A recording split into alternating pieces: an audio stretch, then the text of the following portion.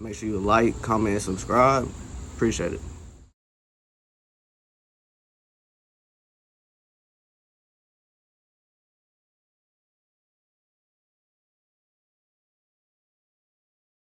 What's good, y'all? 5-star Felipe. Like, comment, and subscribe for me, please. You already know. Flaming with Felipe, the hottest podcast in the motherfucking borough. If you haven't subscribed, go subscribe to it. I will definitely have that channel linked to this video. But today we have a bunch of new laws being changed. I only want to talk about a few, obviously. Those pertaining to firearms, guns, whatever you want to call them, here in the great state of Tennessee. Overall, I think they passed maybe like 117, 132. It was like a wild, absurd number of laws that were passed. But one thing that I've noticed is July 1st and January 1st, for some odd reason, are the 2 days that the most bills get passed on. I could be tripping, but y'all let me know. Let's get to it. I don't want to talk about a whole bunch of random stuff. I just want to keep it close to the main topic today. The first one, they're giving stricter penalties for machine guns. So basically, anything modified with a switch and it doesn't have the, I'm going to call it, protective paperwork for it, your ass is grass. So for you YNs out here that's shooting them switches and modifying weapons illegally, they were already strict on that to jump, like to begin with, but they're getting even more stricter. Me personally, that's not something I have to worry about. I could care less about a switch. If you want my honest opinion, they're cool, but they aren't really, I don't really get the hype about them. I kind of see them as like something that you would take to the range and just have fun with. You feel me? Very inaccurate. Yeah, I know if you put the work in with it, you could probably get accurate with it, but I don't see it.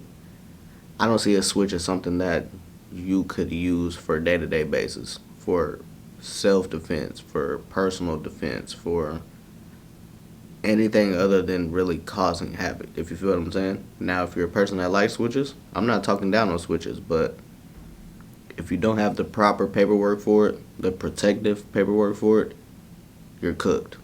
And I just want you to know that.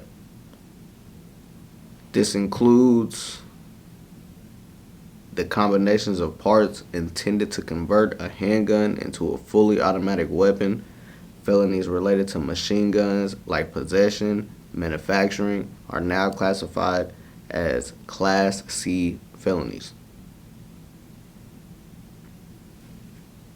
Just keep that in mind.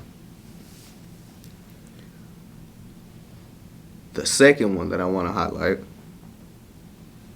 restrictions on firearm access for juveniles and individuals under 25 who have been convicted of certain crimes, including aggravated assault, aggravated cruelty to animals, or threats of mass violence, will be prohibited from owning firearms.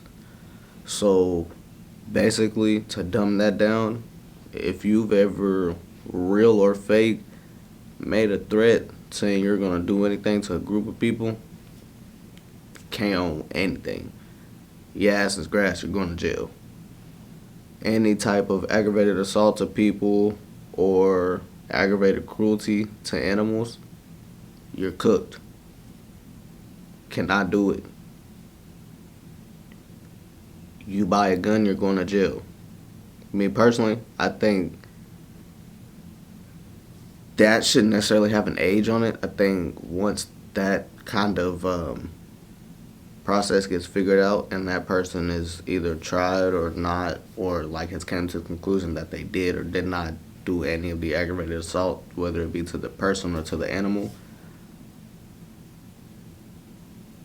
they should be able to be cool. But if they are convicted of it and actually have to do jail time about it, I think that should be like a for life thing, if you feel what I'm saying. especially with them throwing in the threats to the masses. Yeah, that shouldn't be just labeled to the age of 25. People before and after the age of 25 have done things to mass groups of people. I just think that probably should have been a for life thing. But I agree with it though. Just like I agree with the first one that we discussed. The third one that I want to highlight,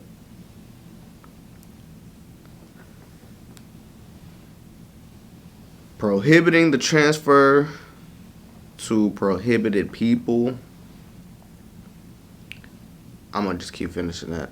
It'll be a Class A misdemeanor to knowingly transfer a firearm to someone who is prohibited from possessing it under state or federal law. See, I was about to try to explain that. It just explained it better. But just to dumb that down, if you're able to legally buy a gun and you go buy one and you sell it to anybody that isn't allowed to be around, own, purchase a firearm themselves, and it's found out that you sold it to them, you're cooked. You're not going to be able to buy guns anymore. Probably going to catch a charge. Probably going to have to do some time. Which again, it makes sense. I think they call that shit like straw purchasing or some shit like that. I respect it. Just don't be out here doing shit that you're not supposed to be doing. It's definitely easier to stay out of trouble than it is to get out of trouble. You feel what I'm saying? All you have to do is just buy the gun for yourself and don't sell it to people that aren't supposed to have firearms. Really, all I'm going to recommend is if you buy a gun, really don't sell it to anybody on the street. Go sell it back to a pawn shop or to a gun store. That's just the safest route. Or if you just want to get rid of it, period, I think you can take them to like fire departments or police stations and drop them off. And they might even like break you off some bread or something. And number 4, red flag law. Basically, this law is being reintroduced, which would allow for the temporary removal of firearms from individuals deemed to be a danger to themselves or others. So, once again, it kind of ties back to the second one. If you've done anything with threatening mass groups of people, maybe even yourself, or like anything kind of like irrational, just off the hinge, you probably aren't going to be able to get one. And if you give one to a person that has been deemed as such, you'll probably face some type of ramification, whatever that might be. Once again, I agree with all 4 of these. I think all of these make sense. I just personally wish the second one with the age of 25 would be kind of like a for life thing. I wish all of these were really like a for life thing. I don't know if there's ages set just for the restriction of firearm access for juveniles. But yeah,